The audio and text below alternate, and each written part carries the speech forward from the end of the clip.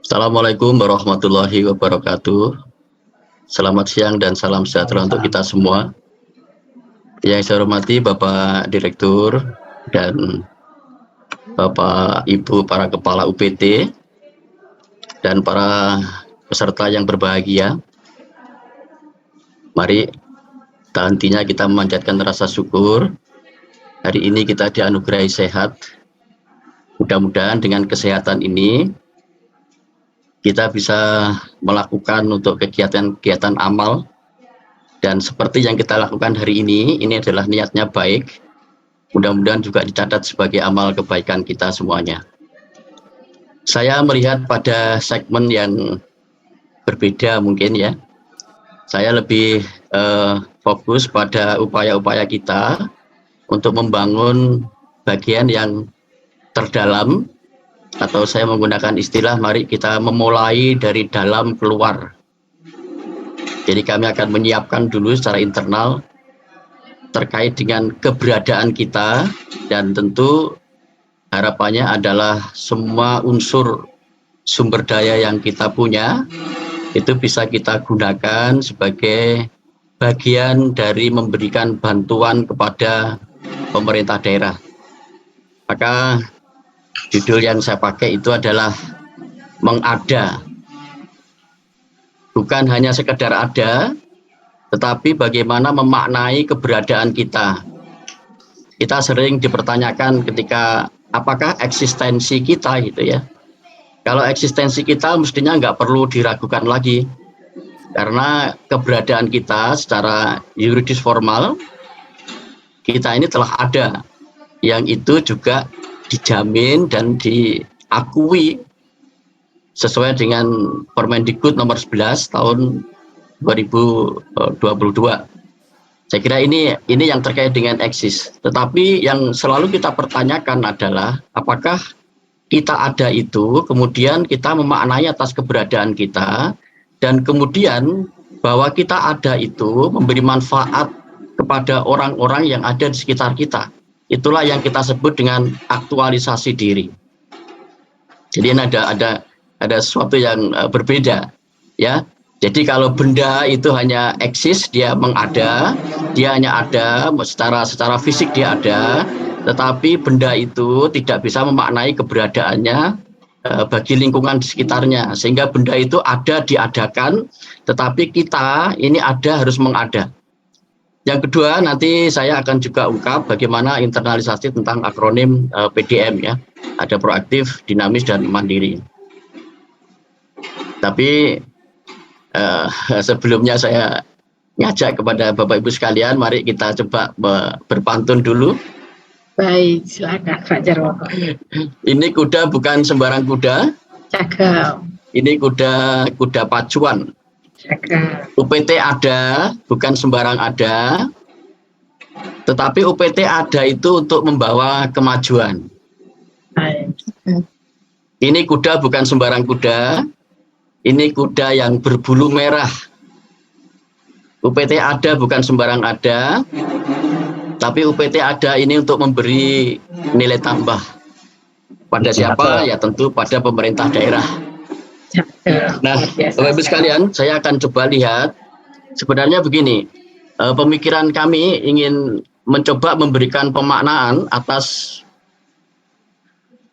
akronim PDM, yang kita tahu bahwa PDM itu memiliki afirmasi akronim ya. Afirmasi akronimnya adalah proaktif, dinamis, dan mandiri. Dan ini akan menjadi landasan inspirasi kerja kita, bagaimana PDM ini bisa memberikan support pada aspek-aspek tindakan kita, untuk bisa memaknai keberadaan kita memberikan bantuan pada pemerintah daerah. Dan ini tentu saja harus diinternalisasikan dan bisa menjadi sebuah penyemangat. Ya, bahasa saya menjadi landasan kerja. Ya. Nah, ini harus menjadi perhatian kita.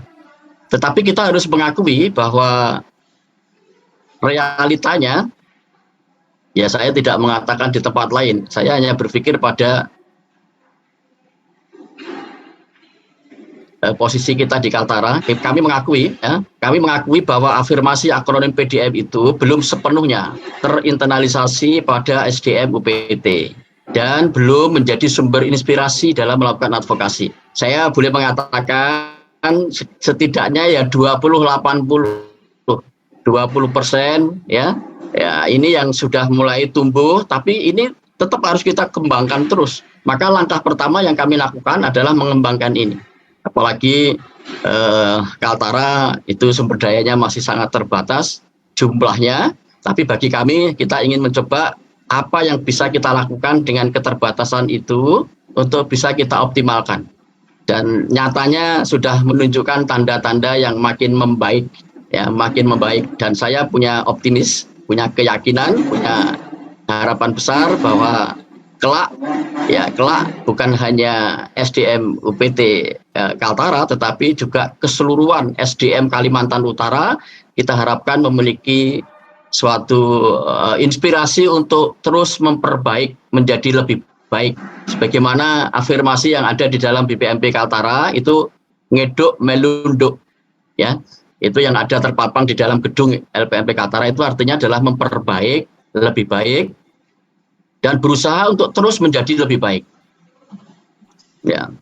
Kemudian Bapak Ibu sekalian, pada kondisi ini, kalau tidak kita tangani dengan baik atau kita abaikan, maka dampaknya ini bisa melemahkan kemampuan UPT di dalam melakukan advokasi. Dan tentu kalau advokasi yang dilakukan oleh LPMP atau BPMP, kalau BPMP itu kondisinya lemah, maka tentu kepercayaan Pemda juga akan lemah. Dan dampak pada akhirnya akumulasi capaian pendidikan secara nasional juga akan lemah atau rendah. Kenapa? Saya mau katakan bahwa sebenarnya nasional itu tidak memiliki nilai. Nasional itu baru mendapatkan nilai kalau mendapatkan akumulasi dari nilai-nilai daerah. Sehingga target nasional itu sebenarnya merupakan target daerah. Kalau daerah semuanya bisa melampaui capaian nasional, maka target nasional terpenuhi. Tapi sebaliknya, kalau capaian daerah itu tidak melampaui capaian nasional, berarti capaian nasionalnya juga akan tidak terpenuhi.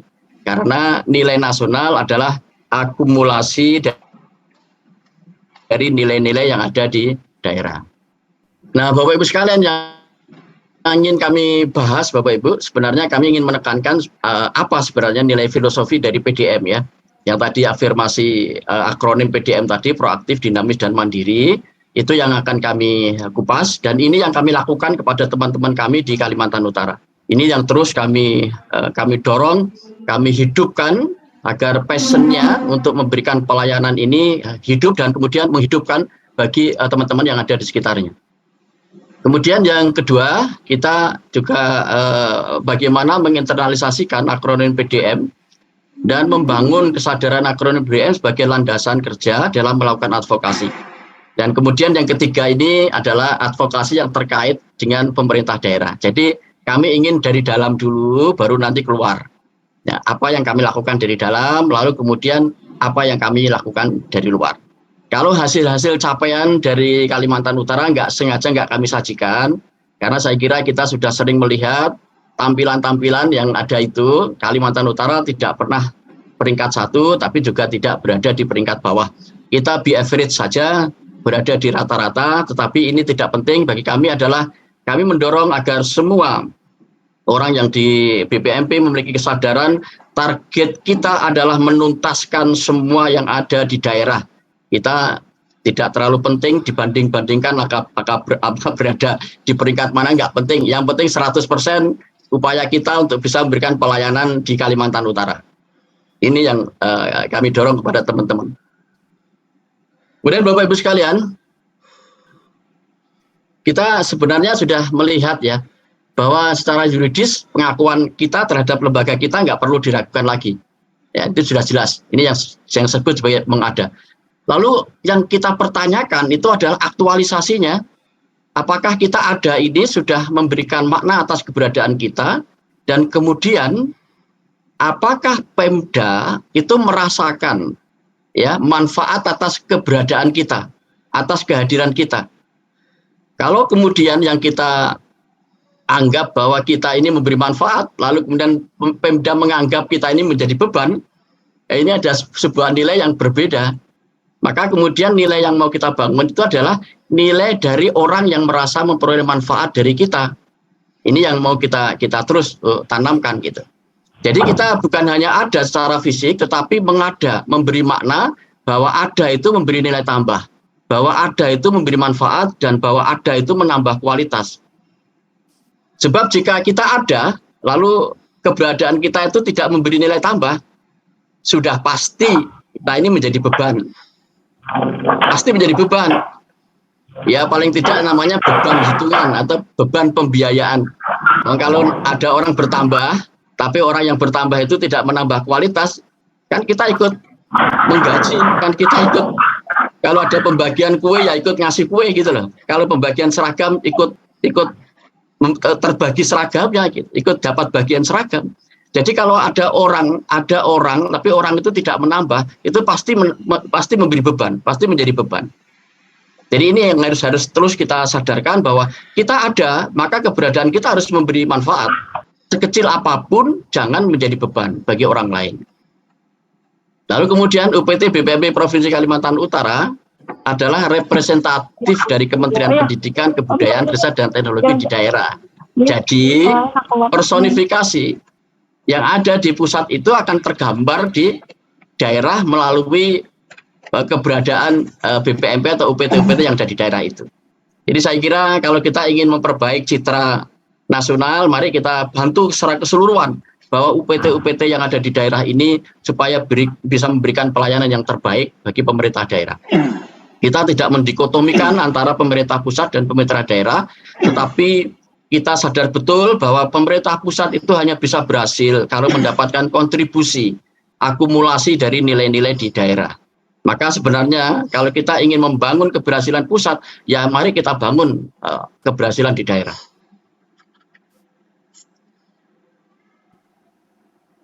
Nggak bisa turun ya? Bisa dibantu? Slide-nya?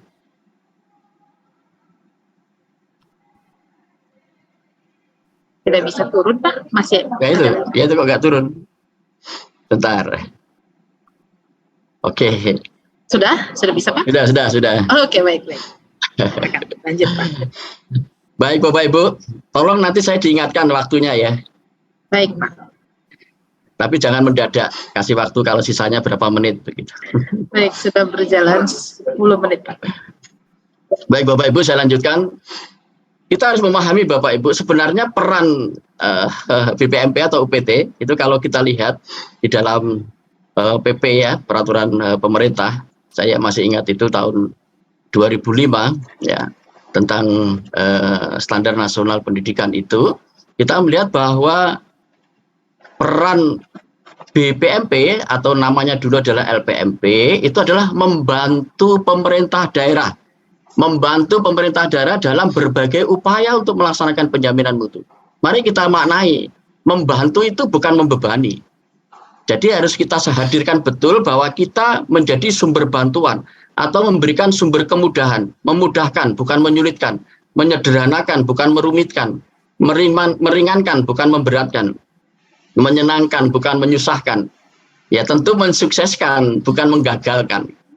Nah, bagaimana kita memastikan ya agar pengguna kita, user kita itu nggak apa-apa digunakan, nggak apa-apa, dimanfaatkan nggak apa-apa, karena memang sebenarnya yang paling bagus itu kalau kita bisa memberi manfaat, sehingga sebaik-baik orang itu adalah orang yang banyak memberikan manfaat atau orang yang banyak dimanfaatkan untuk kemanfaatan bagi orang lain.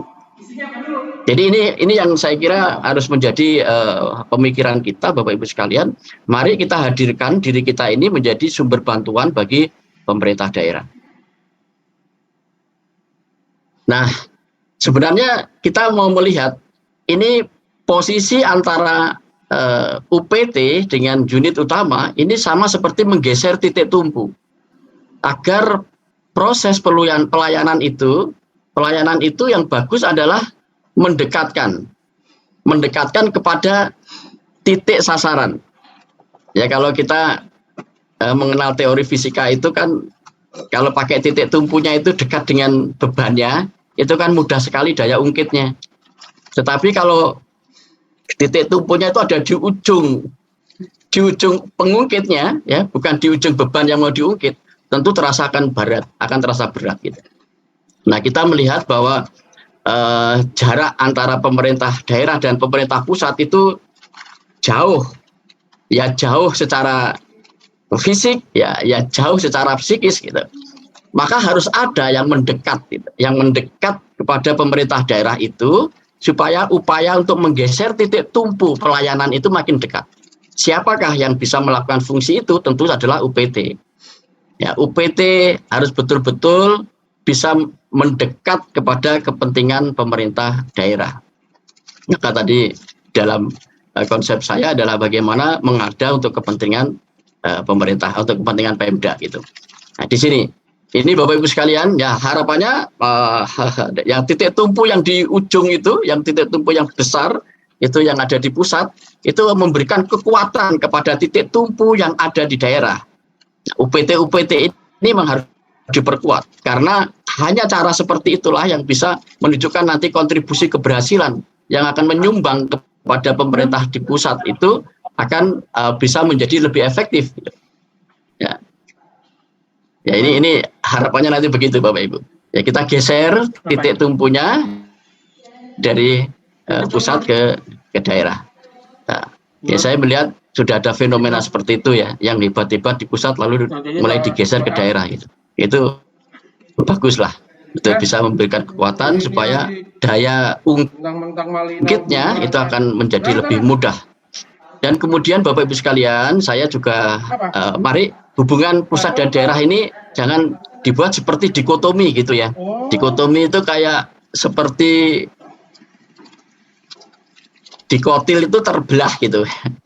Terbelah bahwa seolah-olah kalau berkepentingannya pusat itu berarti merasa dirugikan gitu. Kalau kita berada di kepentingan daerah seolah-olah kepentingan pusat dirugikan gitu. Bukan seperti itu yang mau kita bangun, bukan seperti itu. Ini adalah sebuah kontinum gitu, keselarasan bahwa kita satu sama lain memang harus saling menguatkan dan sama-sama memiliki kepentingan. Jangan kepentingan itu kemudian seolah-olah ini kepentingan daerah, ini kepentingan pusat. Tetapi ini adalah kepentingan bersama untuk bisa membangun, sehingga jangan menjadi sebuah dikotomi satu menyalahkan yang lain. Ini kayak seperti perlawanan saja gitu. Ya, tidak dihadap-hadapkan, tetapi mari kita bangun sebuah kolaborasi yang bersama-sama. Dan disinilah sebenarnya peran UPT menjadi sangat strategis. Bagaimana menerjemahkan kepentingan pusat itu bisa juga menjadi kepentingan daerah, dan bagaimana menerjemahkan aspirasi kepentingan daerah itu juga menjadi kepentingan pusat. Ini yang harus kita bangun. Karena kita paham betul Bapak Ibu sekalian, kalau kita melihat amanat Undang-Undang Sistem Pendidikan Nasional kita, ya itu jelas sekali di pasal 11. Itu selalu menyebut berdampingan pemerintah dan pemerintah daerah wajib memberikan pelayanan dan kemudahan serta menjamin terselenggaranya pendidikan yang bermutu bagi semua warga negara tanpa diskriminasi. Jadi kewajiban itu ada di pemerintah pusat dan ada di pemerintah daerah. Kalau kita sama-sama punya kepentingan atas kewajiban itu, kenapa kita nggak gotong royong? Kenapa kita nggak harus bersama-sama? Ini yang memang harus kita lakukan. Meskipun mungkin ya serpian bahwa seolah-olah masih ada dikotomi, ini mestinya harus kita rubah dan kita bangun bersama-sama. Lalu saya ingin mencoba Bapak Ibu, ini yang saya tanamkan kepada teman-teman di Kaltara.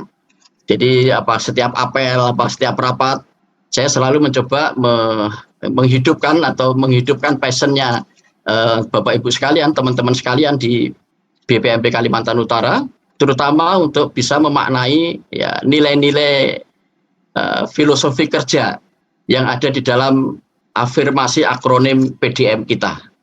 Yang pertama itu adalah proaktif. Ya, Bapak Ibu sekalian, kita tahu kalau beberapa pakar mungkin yang sering muncul itu istilah proaktif itu, Covey misalnya meletakkan proaktif itu sebagai kebiasaan yang ke-1 dari 7 kebiasaan yang disarankan. Jadi ada buku yang sangat mempengaruhi pemikiran saya. Jadi itu adalah bukunya Covey, itu 7 kebiasaan manusia sangat efektif, dan 1 kebiasaan yang pertama itu adalah proaktif. Jadi proaktif itu bukan sekedar mengambil inisiatif ya, atau bertindak gitu, bukan.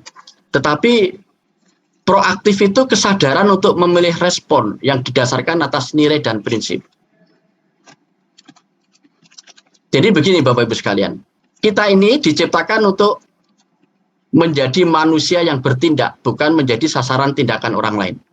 Dan tindakan kita itu adalah pilihan sadar kita.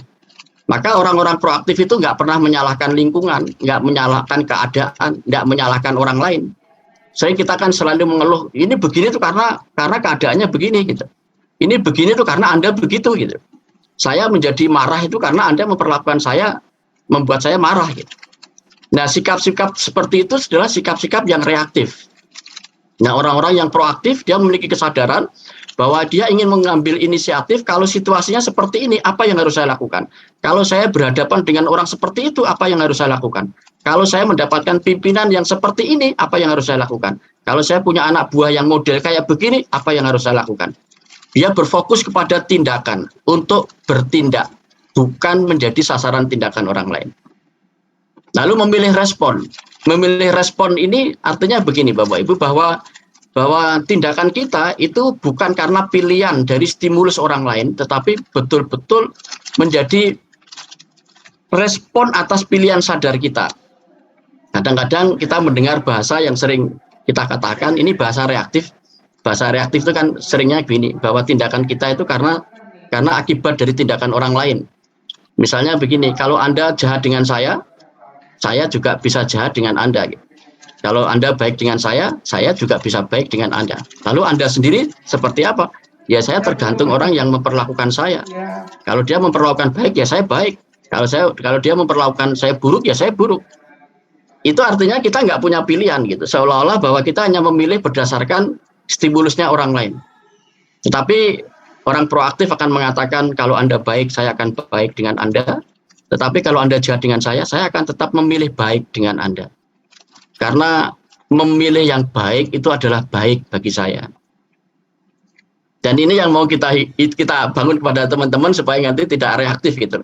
Tidak selalu menyalahkan keadaan, tidak selalu kemudian menyalahkan orang lain, dan kemudian seolah-olah dia tidak bertanggung jawab atas apa yang dia lakukan, karena seolah-olah dia melakukan sesuatu itu karena responnya orang lain. Padahal kita sendirilah yang harus memilih respon. Ya, kitalah yang memilih respon. Kita bukan binatang yang seperti teori behaviorism itu respon kita sangat ditentukan oleh stimulus kita gitu ya. Ada teori dulu namanya SR itu kalau kita pernah belajar di ilmu pendidikan itu. Ya. Teori stimulus respon namanya. Nah, kita ternyata bisa melakukan respon berdasarkan pilihan kita yang bisa jadi itu berbeda dari apa yang diramalkan oleh orang-orang yang memberikan stimulus. Baik, izin Pak Woko, waktunya 7 menit lagi. Oke. Lalu kita bisa berbuat apa saja Bapak Ibu, tetapi memang kita tidak bebas memilih konsekuensinya. Jadi konsekuensi kita akan mengikuti tindakan kita. Jadi dalam hidup ini yang paling penting adalah memilih respon kita dari ribuan stimulus yang menimpa kita.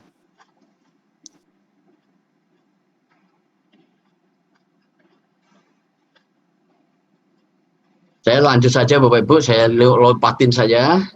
Ya, prosesnya kayak begini, stimulus respon ini model reaktif, tapi kita bisa melihat kalau stimulus respon model proaktif itu kita punya kebebasan memilih. Responnya negatif, mohon maaf, stimulusnya negatif, respon kita bisa tetap positif.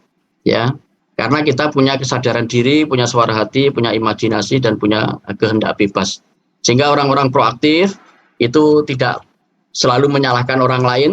Kalaupun apapun yang terjadi itu adalah bagian dari kesalahan dia, karena dialah yang memilih untuk melakukan itu, bukan orang lain. Kitalah yang memilih untuk melakukan itu, bukan orang lain. Nah, lingkarannya seperti ini Bapak Ibu. Apa yang bisa saya lakukan? Apa yang harus saya lakukan? Dalam situasi yang terbatas, sulit, tetap menghasilkan yang optimal ya. Fokus pada aset. bukan pada defisit. Ini yang mau kita dorong terus kepada teman-teman, terutama di Kalimantan Utara. Kita jangan selalu mengiba untuk minta belas kasihan. Hanya karena kita provinsi termuda, hanya karena kita berada di perbatasan, hanya karena kita memiliki keterbatasan sarana dan prasarana. Tidak, kita tidak boleh mengatakan berfokus pada kelemahan. Mari kita sekarang itu realita kita, tapi apa yang bisa kita lakukan dengan fasilitas yang terbatas? Apa yang bisa kita lakukan dari sumber daya yang terbatas? Apa yang bisa kita lakukan? Itu yang paling penting. Nah, apa yang bisa kita lakukan ini dengan apa yang kita punyai, apa yang bisa kita lakukan dengan kondisi yang ada sekarang ini, yang kita tidak punya kemampuan untuk merubah realita keadaan kita yang seperti ini, itulah yang kita sebut dengan aset gitu. Tetapi kalau kita selalu melihat serba kurang ini, kita belum bisa ini kalau tidak ada ini, kita tidak bisa melakukan ini kalau ini belum tersedia, itu namanya defisit. Nah, yang biasanya yang seperti ini sering mengalami kegagalan. Dan itu sudah selalu saya tanamkan kepada teman-teman saya, teman-teman di kantor. Saya katakan kalau Anda mengusulkan sesuatu bersyarat, saya yakin Anda gagal. Tapi kalau Anda memulai melakukan sesuatu dengan apa yang ada, Pak, kami ingin buat podcast, tapi kami perlu alat ini, itu nggak jalan gitu. Sudah mau buat podcast. Tapi kami nggak punya video, Pak, pakai HP. Rekam pakai HP, yang kamu punya HP pakai HP. Tapi kalau minta syarat-syarat pasti nggak jadi. Nah, nyatanya mulai dari pakai HP sekarang sudah bisa podcast banyak, nggak bisa pakai apa-apa. Ya sudah, yang kita punya apa yang bisa kita lakukan. Ini yang mau kita coba. Ini yang kita sebut dengan aset. Jadi nanti yang mau kita sebarkan seperti itu bukan defisit. Ya, mari kita memperbesar lingkaran pengaruh, bukan lingkaran kepedulian. Lingkaran pengaruh itu berfokus pada tindakan, lingkaran kepedulian itu berfokus kepada orang lain.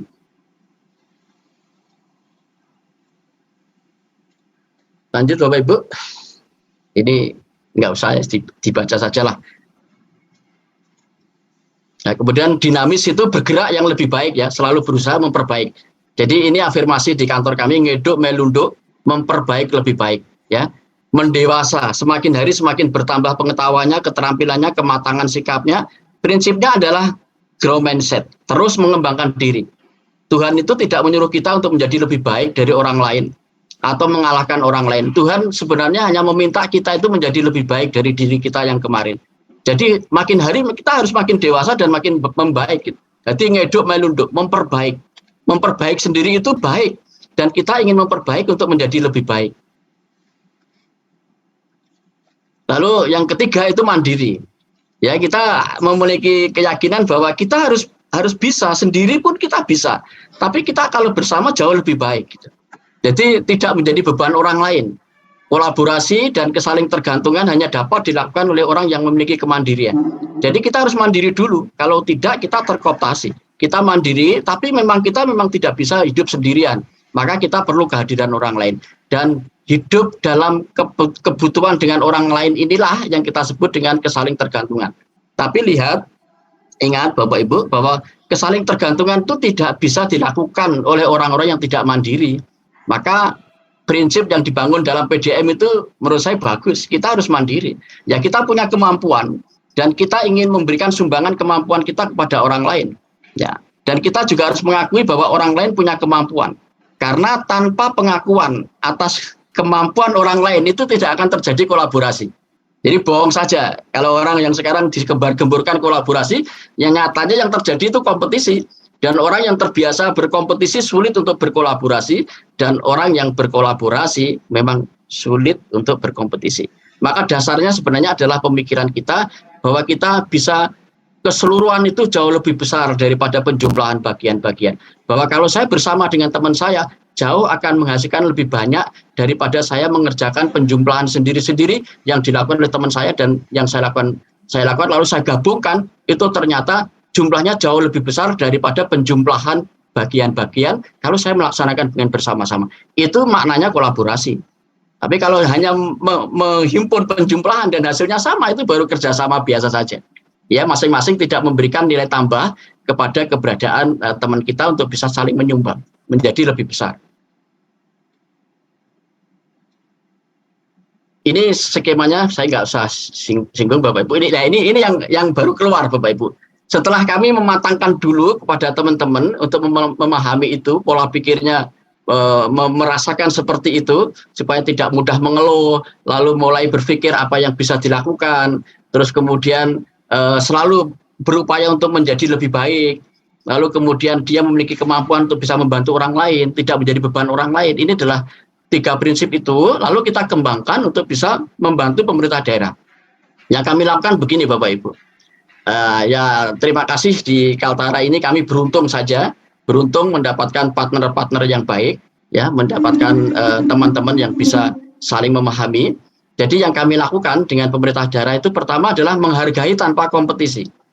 Menghargai tanpa kompetisi itu bahwa semua orang berhak mendapatkan penghargaan, karena kami memiliki keyakinan bahwa di dalam keburukan itu ada kebaikan, dan dalam setiap kebaikan juga ada keburukan. Tinggal niat kita saja. Apakah niat kita mau mencari baiknya, pasti ketemu baiknya. Apakah niat kita mau mencari buruknya, pasti ketemu buruknya. Nah, kalau kita ingin menghargai, carilah yang baik. Maka saya dengan teman-teman kepada pemerintah daerah, semua Pemda itu sudah dapat penghargaan dari kami. Dan tidak perlu harus dikompetisikan, harus dilombakan, harus dipertandingkan. Tidak. Sehingga masing-masing menjadi betul-betul menjadi berbeda. Ini yang kemudian saya baru mengetahui, oh ini mungkin yang dimaksud dengan diversifikasi, oh mungkin itu yang dimaksud dengan asimetri. Tapi saya nggak tahu istilah-istilah itu, tapi yang kami lakukan adalah seperti itu. Kami memahami betul bahwa pemerintah daerah harus kita berikan sebuah tempat bahwa mereka punya keunggulan. Dan mari dari keunggulan itulah yang kita bangun untuk bisa bersama-sama. Maka semua Pemda mendapatkan penghargaan. Ini cara kami untuk membangun kolaborasi. Dan dampaknya ternyata luar biasa. Dinas itu ketika mendapatkan penghargaan dari kami, awalnya juga tidak, Pak, kami kan tidak berprestasi apa-apa. Loh, enggak Pak, memang tidak diperlombakan. Bapak tidak perlu dibandingkan dengan orang lain, dengan Pemda lain. Tapi Bapak punya keunggulan, inilah yang pantas kita hargai. Nah, ternyata dengan begitu, beliau malah lapor ke Bupati. Lalu ketika lapor Bupati tentu tidak mau mengecilkan keberadaan BPMP. Maka ketika mengatakan ke Bupati, beliau mengatakan ini Kementerian Pendidikan Pak yang ada di provinsi. Jadi BPMP itu adalah wakil menteri di provinsi. Tanpa sadar itu membesarkan keberadaan kami. Karena beliau sendiri nggak mau dikasih penghargaan oleh lembaga yang kecil gitu kan. Baik, sudah lebih 2 menit, izin. Ya, silakan Pak. Masih berapa menit? Sudah lebih 2 menit ini Pak. Oh, oke. Silakan Pak. Ya, 1 menit lagi ya. Baik. Beri kesempatan untuk terlibat Bapak Ibu, beri kesempatan untuk terlibat, jadikan narasumber dalam setiap kesempatan. Tanpa keterlibatan tidak akan ada tanggung jawab. Apalagi yang sekarang ini Bapak Ibu, kami lebih banyak untuk bisa menghadirkan Pemda. Awalnya kami memang menghadirkan tapi nggak sebanyak ini. Kenapa? Karena anggaran kami kalau nggak kami undang Pemda itu nggak akan terbayarkan. Karena kalau narasumbernya dari kantor nggak bisa dibayar. Ini momentum yang bagus juga. Ya. Jadi akhirnya Pemda akan bercerita yang baik. Kalau dia bercerita baik, dia akan mengikatkan dirinya dengan apa yang diceritakan. Kalau yang diceritakan buruk menjadi malu, tapi kalau diceritakan yang baik, tapi nyatanya nggak seperti itu, maka dia akan berusaha mewujudkan apa yang diceritakan. Yang ketiga, sediakan bantuan. Kami menyediakan Bapak Ibu di luar apa yang kami selenggarakan. Setiap Pemda itu kami fasilitasi 3 kegiatan, ya, 3 kegiatan di luar yang sudah kita programkan. Karena kami tidak tahu apa yang dibutuhkan oleh masing-masing Pemda. Maka setiap Pemda kami berikan slot 3 kegiatan, silahkan Bapak Ibu pilih sendiri untuk Pemdanya, tapi yang minta harus Pemda, ya. Dan kami hanya memfasilitasi untuk narasumbernya, ya, narasumbernya. Kami carikan, kalau di tempat kami nggak ada, kami carikan di tempat luar. Tapi kegiatan semuanya, idenya, inisiatifnya, sampai mengundang macam-macam itu adalah dari Pemda. Ini cara seperti ini ternyata Pemda merasa memperoleh suatu perhatian. Karena kalau hanya yang kita undang dengan kegiatan kita, belum tentu Pemda itu sesuai dengan apa yang diharapkan. Jadi kegiatan kita ada, tapi kita buat slot yang itu tidak ada judulnya. Ya, masing-masing kegiatan, masing-masing Pemda silahkan membuat kegiatan, kami akan fasilitasi. Saya kira ini Bapak Ibu sekalian, dan istimewakan pelanggan dengan perlakuan yang istimewa. Sebab pelanggan yang istimewa memang harus pantas untuk mendapatkan perlakuan yang istimewa. Saya kira itu yang Baik, dapat saya sampaikan. Mohon maaf atas segala kekurangan dan saya akhiri. Wassalamualaikum warahmatullahi wabarakatuh. Waalaikumsalam. Baik, keliling Monas naik kereta kuda, kereta di kayu dengan 2 roda. Terima kasih Kaltara yang sudah selalu ada untuk kepentingan Pemda.